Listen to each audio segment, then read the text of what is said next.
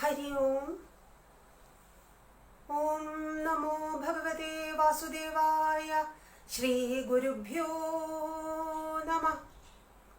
Pranamam to all blessed souls. In the last session, we have seen how Sri Shankara Bhagavatpada had ascribed the sense to words like Vidya and Avidya in stanza 9, mantra 9 of Isavasyopanishad. According to Sri Shankara Bhagavatpada, Avidya means not merely ignorance, but action born of ignorance, ill-motivated, selfish actions performed with an eye on the result. That is avidya, and which is also not actually, which cannot be actually taken together with knowledge. At the same time, in the stanza, there is a word vidya, which Sri Shankara Bhagavatpada doesn't interpret it as mere knowledge, spiritual knowledge, or mere knowledge which will take us to an area of enlightenment. According to Sri Shankara Bhagavatpada, there vidya means Devata Vishayaga Jnana. And we have also seen that how action alone without knowledge actually takes a person to darkness. Same time, a person knows everything about the devatas who are being propitiated through the actions. He knows everything about the rituals, but doesn't bother to transfer that into action. So on the one hand, there is action born out of ignorance. It could well be wedded with the knowledge, but the people who have the knowledge do not bother to yoke it with the action. With the result, these two remain as separate entities, and thus real benefit from action or real benefit from knowledge is denied to either. Normally, there are several acharyas who do not speak of action in connection with avidya. They interpret avidya as ignorance. They also interpret vidya as knowledge. Avidya, as everyone knows, ignorance will lead a person to darkness, no doubt. But then the controversy arises, the perplexity arises when vidya is said to mean merely knowledge. According to those acharyas, vidya sometimes can puff up the ego of a person. A person who is under the shadow of avidya may be doing bad things. He may be a nuisance to the society, but then he may be a person without ego. But a person who cracks under the weight of knowledge, at the same time the person who is suffering, he is not enjoying or he is not benefited by the vidya, but then he is actually suffering out of vidya because it's a weight that crushes him. Such a person also goes to darkness because he is under a great ego. There are acharyas who have interpreted it that way. People who revel in knowledge, they have this knowledge at the intellectual level.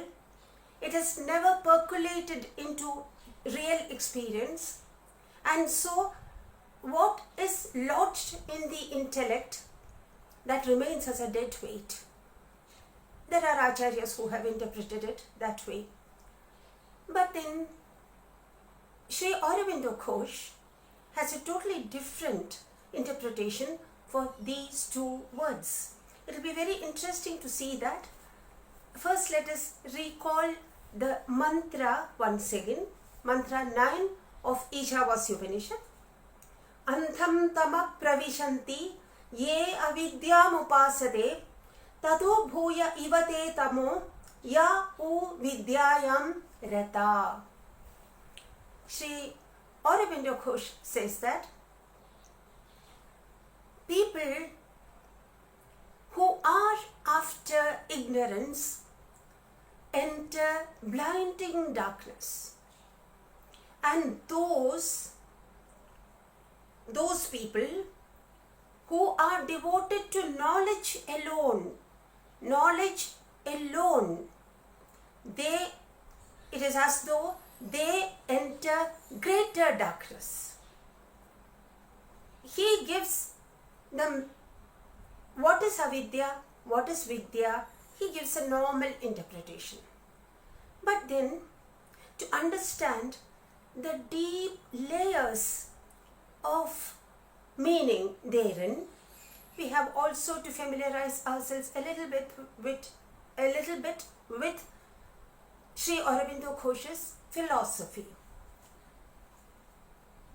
Sri Aurobindo is a person who enunciated before us the integral yoga. The concept of the integral yoga has been described by him at length. The world around us is not a mere illusion. It's also reality. Brahman, the one, that is also a reality.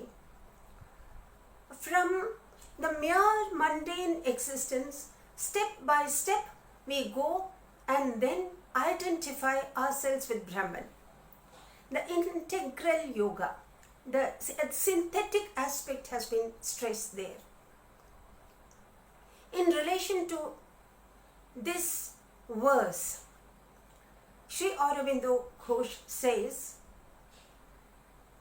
unity is the fundamental principle, no doubt about that. Unity is the basic fundamental principle. And it is the unity that gives reality to multiplicity. If the unity had not been there, there's no question of the real feel of the multiplicity. Thus the multiplicity acquires its reality, its truth from unity. Unity is the fundamental aspect. The consciousness of unity is vidya. Then what is avidya? Avidya is the consciousness of multiplicity. What is multiplicity? Multiplicity is nothing but the play of the one. It is nothing but the varied expression of the one. The one operates from many centers of consciousness, many forms of energy, and this is multiplicity. Multiplicity is also very significant. According to Sri Aurobindo Ghosh, without multiplicity, unity would be nothing but a void of non-existence, so to say. The unity would be under a limiting, sterile limitation, a state of sterile limitation to a situation of indiscriminate self-absorption or blank repose. All these words are from Sri Aurobindo Ghosh. That would be unity without multiplicity. Look at the way the multiplicity also has been celebrated here. But having said that, one has to remember one thing. the consciousness of multiplicity is not without the possibility of certain errors and delusion. How does a situation of error develop in multiple consciousness? When we speak in relation to multiple consciousness, the many, that is the many centers of consciousness, if they get separated from the fundamental fact of unity, from the knowledge of unity, if they get separated, then a situation of error develops. Then delusion arises. The centers of multiplicity, though they are part of the unity, it's as though they develop ego. They identify themselves with division, the divided existence, and they limit their existence to that divided form. Then the question of delusion arises, the fact of delusion arises. Man is very often under this delusion. The multiple consciousness in man provides this handle for this kind of an ego, and so he is under avidya. This is how Sri Aurobindo Ghosh explains Vidya and Avidya. Brahman is unity, but at the same time, Brahman is not limited by unity. He is all powerful. He can operate from different centers, multiple centers, from many forms of energy. He can do that. But even while doing so, he is not under the bondage of multiplicity. He is not limited by multiplicity. He is the Lord of both Vidya and Avidya. In this stanza, when we speak, in this mantra, when we speak about Vidya and Avidya, this is the sense that Sri Aurobindo Ghosh ascribes to these two words. The consciousness of unity is Vidya, the fundamental fact. The consciousness of multiplicity, which can give rise to an ego by which that particular center develops an identity of its own, so much so that it feels that it is separated from the fundamental unity. That multiple consciousness is avidya.